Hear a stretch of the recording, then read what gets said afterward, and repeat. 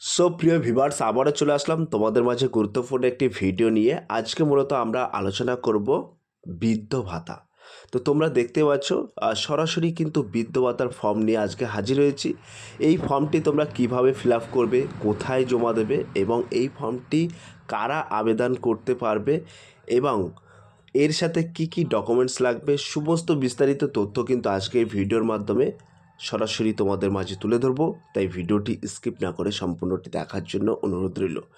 তো শুরুতেই তোমাদেরকে বলে রাখি, এই ফর্মটি তারাই আবেদন করতে পারবে যাদের বয়স 60 বছর প্লাস, অর্থাৎ যাদের বয়স 60 বছর হয়েছে বা তার অধিক হয়েছে তারাই কিন্তু এই বৃদ্ধ ভাতার জন্য আবেদন করতে পারবে। এবং কোন ঘরে কি উল্লেখ করবে এবং এর সাথে কি কি ডকুমেন্টস দেবে, কোথায় জমা দিতে হবে, সমস্ত বিস্তারিত তথ্য কিন্তু তোমাদের মাঝে শেয়ার করবো আজকে এই ভিডিওর মাধ্যমে।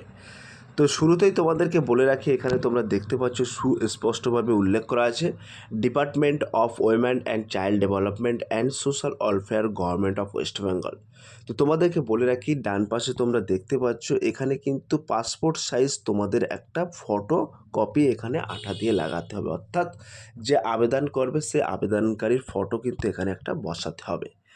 তারপরে এখানে কি বলা হয়েছে, তারপরে তোমরা এখানে দেখতে পাচ্ছ উল্লেখ করা আছে, বলা আছে pension information from P to B filled up English block capital letters only. অর্থাৎ এই যে ঘরগুলো আছে সমস্ত ঘরগুলো কিন্তু তোমাদের ইংরাজিতে ফিল আপ করতে হবে, ব্লক লেটার অর্থাৎ ক্যাপিটাল লেটার্সে কিন্তু তোমাদেরকে ফিল আপ করতে হবে। তো ভিডিওটা লং হলেও তোমরা ধৈর্য সহকারে দেখো, অনেক অজানা তথ্য তোমরা জানতে পারবে। তারপরে কি উল্লেখ করা আছে, পেনশন কেস।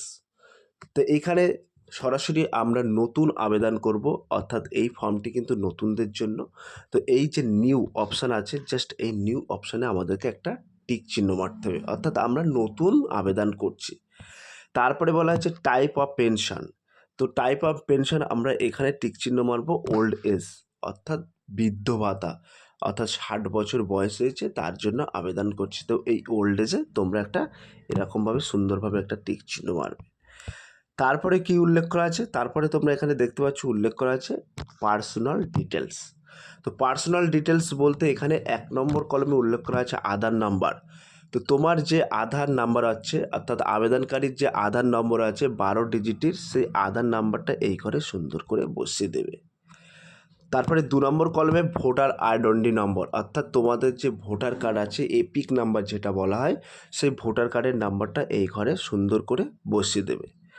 3 নম্বরে তো আমরা দেখতে পাচ্ছ নেম অফ বেনিফিশিয়ারি, অর্থাৎ যিনি আবেদন করছেন তার ফার্স্ট নেমটা এই ঘরে বসিয়ে দেবে। যদি মিডিল নাম থেকে থাকে তাহলে এই ঘরে বসিয়ে দেবে, এবং মিডিল নাম না থেকে থাকলে যার লাস্ট নাম অর্থাৎ পদবিটা এই ঘরে বসিয়ে দেবে। ধরুন শরীফুল দফাদার, এইখানে শরীফুল লিখবেন, মিডিল নাম ছেড়ে দেবেন, এখানে দফাদার লিখবেন।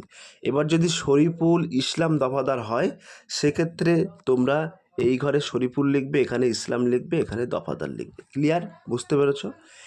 এবার 4 নম্বরে কি বলা হয়েছে, জেন্ডার, অর্থাৎ যিনি আবেদনকারী তিনি যদি পুরুষ হয় তাহলে এই ঘরে টিক চিহ্ন মারবে, এবং মহিলা হলে এই ঘরে টিক চিহ্ন মারবে, আদার্স হলে আদার্সে টিক চিহ্ন মারবে। তারপরে 5 নম্বর কলমে উল্লেখ করা আছে ডেট অফ বার্থ। তোমাদের আধার কার্ডে যে ডেট অফ বার্থটা আছে সেই ডেট অফ বার্থটি সুন্দরভাবে এখানে বসিয়ে দেবে, এবং এই ডেট অফ বার্থটা তোমরা গণনা করবে 1 জানুয়ারি 2026 তারিখ অনুযায়ী কত বছর বয়স হচ্ছে। যদি 62 বছর বয়স হয় তাহলে এখানে 62 লিখবে, 60 বছর বয়স হলে 60 লিখবে। তবে তোমাদেরকে বলে রাখি 60-এর বেশি হওয়া চাই, ঠিক আছে? 60 হলেও প্রবলেম নেই, তবে 60-এর বেশি হলেই তারাই কিন্তু এখানে আবেদন করতে পারবে, তারা এইখানে এই কলমে উল্লেখ করবে। তারপরে দেখতে পাচ্ছ 6 নম্বরে ফাদার্স নেম, অর্থাৎ আবেদনকারীর বাবার নামটা এখানে কিন্তু বসাতে হবে সুন্দর করে। তা আবেদনকারী বাবার নাম ফার্স্ট নেম এখানে বসাবেন, মিডিল নাম থাকলে এখানে বসবেন, লাস্ট নাম থাকলে এখানে বসিয়ে দেবেন। ক্লিয়ার? এবার 7 নম্বরে তোমরা দেখতে পাচ্ছ মাদার্স নেম, অর্থাৎ আবেদনকারীর মায়ের নামটা কিন্তু এইখানে বসাতে হবে। তো ফার্স্ট নেম এখানে বসিয়ে দেবে, মিডিল নেম এইখানে বসিয়ে দেবে, লাস্ট নেমটা এখানে বসিয়ে দেবে। তারপরে 8 নম্বরে দেখতে পাচ্ছ রিলিজিয়ান, অর্থাৎ তুমি কোন ধর্ম থেকে বিলং করছো।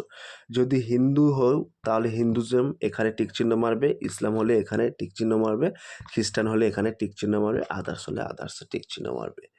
9 নম্বরে তোমরা দেখতে পাচ্ছ কাস্ট। তো তুমি কোন কাস্ট থেকে বিলং করছো, এসসি, এসটি, ওবিসি, জেনারেল ইত্যাদি। তো ওবিসি হলে তোমরা এই ঘরে টিক চিহ্ন মারবে, এসসি হলে এই ঘরে টিক চিহ্ন মারবে, এসটি হলে এই ঘরে টিক চিহ্ন মারবে, এবং জেনারেল এই তিনটে না থাকলে তখন তোমরা জেনারেল হলে এই ঘরে টিক চিহ্ন মারবে। ক্লিয়ার? তারপরে তোমরা দেখতে পাচ্ছ 10 নম্বরে উল্লেখ করা আছে স্পাউস, হাজব্যান্ড, ওয়াইফ। অর্থাৎ এখানে যদি আবেদনকারী কোনো মহিলা হয়, সেক্ষেত্রে যদি তার হাজব্যান্ড ডেথ হয়ে যায় তাহলে এই ডেথের ঘরে টিক চিহ্ন মারবে, এবং যদি এরকম কোনো ব্যাপার না থাকে তাহলে নট অ্যাপ্লিকেবলে তোমরা টিক চিহ্ন মারবে। ক্লিয়ার? তারপরে তোমরা দেখতে পাচ্ছ 11 নম্বর। তো এই 11 নম্বরে উল্লেখ করা আছে স্পাউস নেম, অর্থাৎ আবেদনকারী যদি পুরুষ হয় তাহলে তার পত্নীর নাম অর্থাৎ স্ত্রীর নামটা এই ঘরে বসিয়ে দেবে, এবং আবেদনকারী যদি মহিলা হয় তার স্বামীর নামটা এই ঘরে বসিয়ে দেবে। ক্লিয়ার? তারপরে 12 নম্বরে তোমরা দেখতে পাচ্ছ মান্থলি ফ্যামিলি ইনকাম, অর্থাৎ তোমাদের পরিবারের মান্থলি ইনকাম, অর্থাৎ মাসে কত টাকা ইনকাম করো সেই ইনকামটা কিন্তু এখানে বসিয়ে দিতে হবে। এখানে কিন্তু বছর বলিনি যে তুমি আবার যেন 50,000 টাকা বসিয়ে দিও না, ঠিক আছে? তো এখানে কিন্তু মান্থলি বলেছে, এক মাসে কত টাকা ইনকাম করো সেটা বসিয়ে দিও, ঠিক আছে? তারপরে তোমরা দেখতে পাচ্ছ কন্ট্যাক্ট ডিটেলস। তো এই কন্ট্যাক্ট ডিটেলসে কি উল্লেখ করা আছে? প্রথমত 1 নম্বরে বলা আছে হাউস নাম্বার, ঠিক আছে? তো এই হাউস নাম্বারটা কিন্তু ম্যান্ডেটরি নয়, এটা ইফ এনি যদি থাকে তাহলে বসিয়ে দেবে। তোমরা দেখবে হাউস নাম্বারটা পেয়ে যাবে সরাসরি, তোমাদের যে ভোটার লিস্ট আছে সেই ভোটার লিস্টে দেখবে N0033 দিয়ে একটা নাম্বার আছে, বিভিন্ন রকম নাম্বার আছে, ওখানে পেয়ে যাবে। আর এটা না বসালেও কোনো ক্ষতি নেই। যেগুলো তোমরা দেখতে পারবে স্টার মার্ক আছে সেইগুলো ম্যান্ডেটরি, সেইগুলোও কিন্তু ফিল আপ করতে হবে। যেমন 2 নম্বরে তোমরা দেখতে পাচ্ছ ভিলেজ টাউন সিটি দিয়ে স্টার মার্কস আছে, এইগুলো কিন্তু ম্যান্ডেটরি ফিল আপ করতে হবে। তো তোমরা যদি ভিলেজ থেকে বিলং করো তাহলে তোমাদের গ্রামের নামটা এই ঘরে সুন্দরভাবে বসিয়ে দেবে ক্যাপিটাল লেটার্সে। টাউন থেকে বিলং করলে অর্থাৎ শহর থেকে বিলং করলে কোন শহর সেই শহরের নামটা, এবং সিটিও মানে শহর, ঠিক আছে? তো সেটা কিন্তু সুন্দরভাবে এখানে বসিয়ে দেবে। তারপরে 3 নম্বরে তোমরা দেখতে পাচ্ছ গ্রাম পঞ্চায়েত বা অড নাম্বার।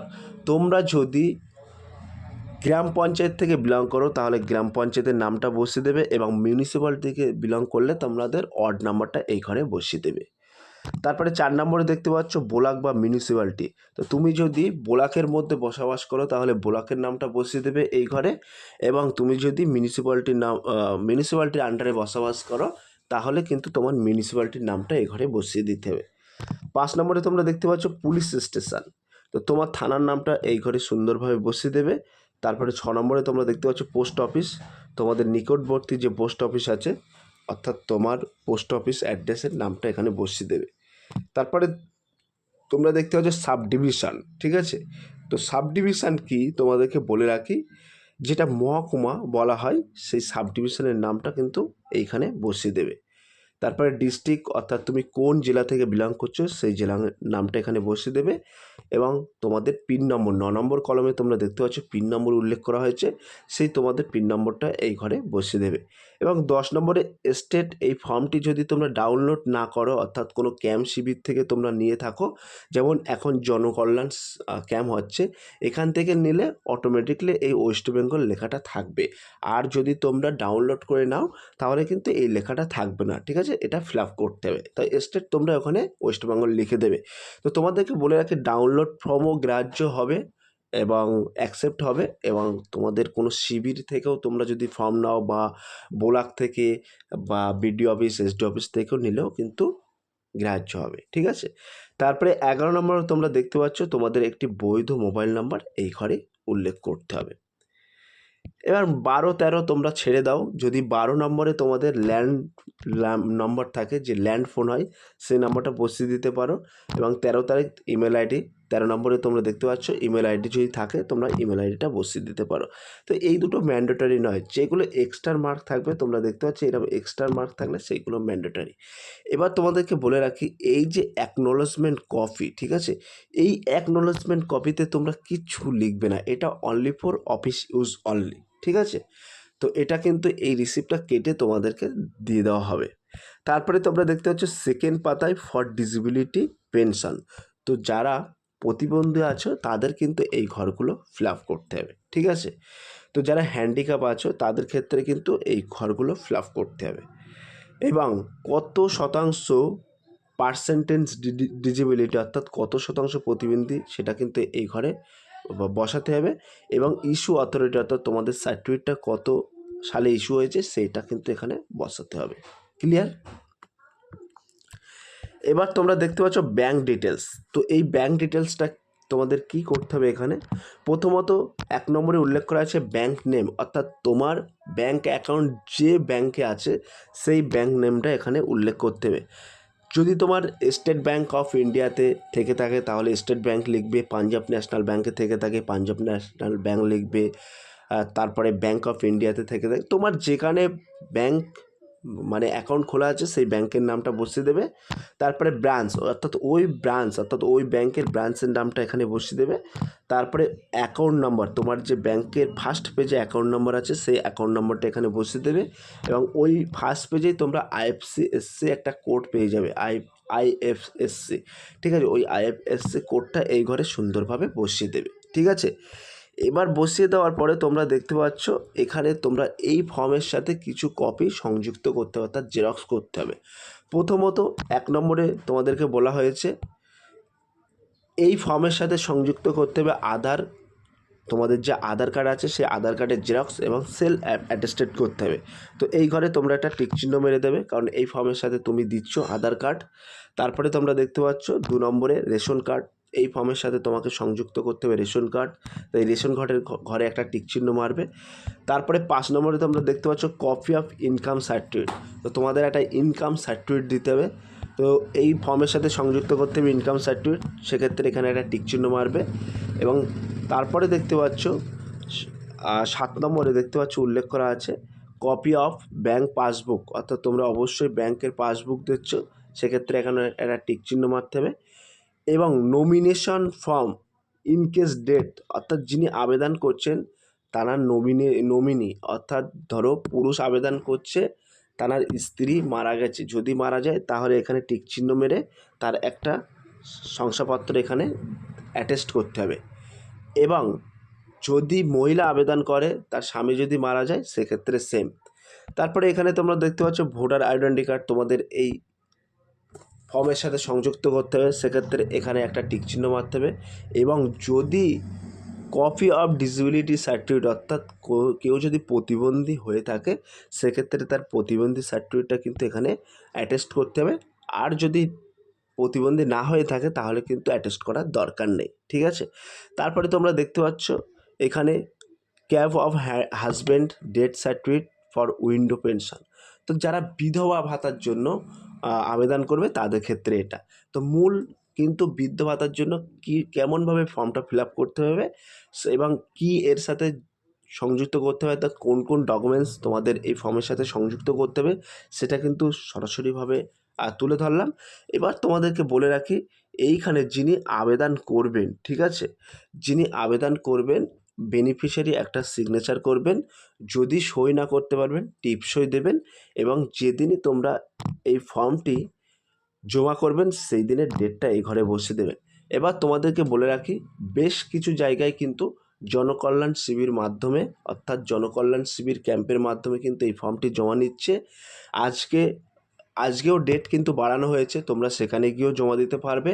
এবং যারা মিউনিসিপ্যালিটিতে বসবাস করেন তারা এসডিও জমা দিতে পারবেন।